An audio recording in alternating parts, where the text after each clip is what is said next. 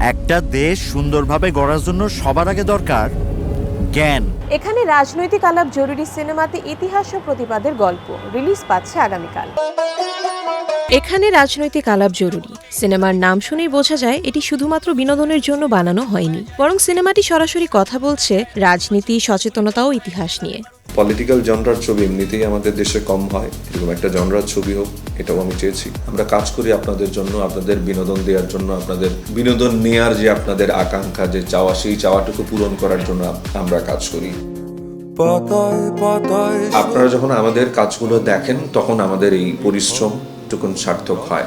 আপনার ভালো লাগুক, মন্দ লাগুক, সমালোচনা করুন, কিন্তু আমাদের কাজগুলো আপনাদের জন্য বানানো কাজগুলো আপনারা দেখেন, এটাই আমাদের প্রত্যাশা। আচ্ছা, আপনার কি ধারণা হিন্দু মুসলমান যদি এক থাকতো সেটা ব্রিটিশরা মানত? ইন্ডিয়া অবশ্য আমাকে মুক্তিযুদ্ধরে অন্যভাবে ইন্টারপ্রেট করে। সিনেমাটির গল্প প্রযোজনা করেছেন খালিদ মাহবুব তুর্য, পরিচালনা করেছেন আহমেদ হাসান সানি। সিনেমাটির মিডিয়া পার্টনার বাংলাভিশন। প্রেমটা ভাই আসলে একটা আবেগ। এই বঙ্গের প্রকৃতি আর মানুষের জীবন নাকি সবসময় নদীর সমান্তরালেই বয়ে গেছে। একটা দেশের স্বাধীনতার পথ কি হবে সে বিষয়ে ভিন্নমত থাকতেই পারে, সবাই কিন্তু একসাথে লড়াই করছে রাজপথে।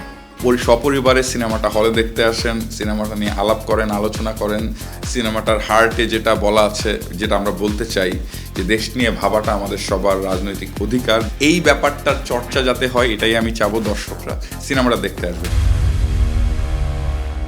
এলাকায় রেড পড়তেছে, আমরা এখানে সেফ না, আমাদের যেতে হবে। আমি তো জানি ওরা একটা ন্যায়সঙ্গত আন্দোলন করতেছে। অভিনয় করেছেন ইমতিয়াজ বর্ষণ, আজাদ আবুল কালাম, কেয়া আল জান্নাহ, একে আজাদ সেতু, তানভীর অপূর্ব সহ আরও অনেকে। এখানে রাজনৈতিক আলাপ জরুরি, আসলেই জরুরি। কেন জরুরি এই ব্যাপারটা আই গেছে সিনেমাতে আসছে, মানুষজন দেখতে পারবে, জানতে পারবে। মানুষজন দেখলে আমরা বুঝতে পারবো, রেসপন্স পাওয়ার পরে আমরা বুঝতে পারবো এটার পরবর্তী স্টেপ আসলে কি হওয়া উচিত, কিরকম সিনেমা আসলে আরো বানানো উচিত। আশা হারানো পাপ।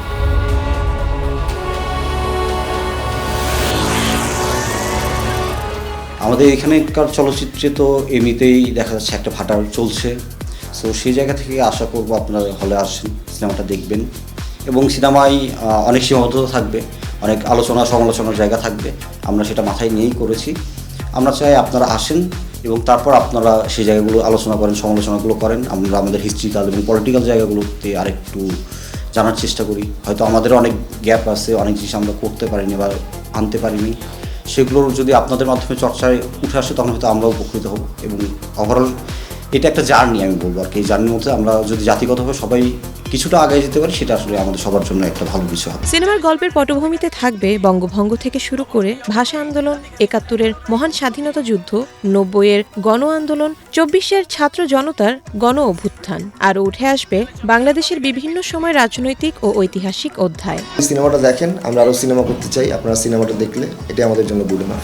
রিক্সাওয়ালা, গার্মেন্টস শ্রমিক সবাই রাস্তায় নামতেছে। ওই সময় না আসলে নিজের ক্যারিয়ারের কথা চিন্তা করাটা না জাস্ট স্বার্থপরতা ছাড়া আর কিচ্ছু না।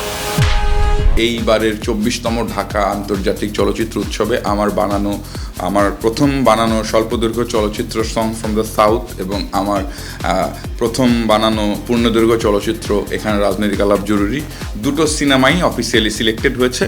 এবং এইবারের জানুয়ারিতে অনুষ্ঠিত ফেস্টিভ্যালে দুটো সিনেমাই আপনারা দেখতে পারবেন। সো আপনারা এই ফেস্টিভ্যালটাও জয়েন করবেন। টকিং ট্রিজ প্রোডাকশনের ব্যানারে নির্মিত এই সিনেমাটির সহ প্রযোজনায় শ্যামল বাংলা মিডিয়া লিমিটেড। সিনেমাটির চিত্রনাট্য করেছেন মোতাসিম বিল্লাহ আদিত্য।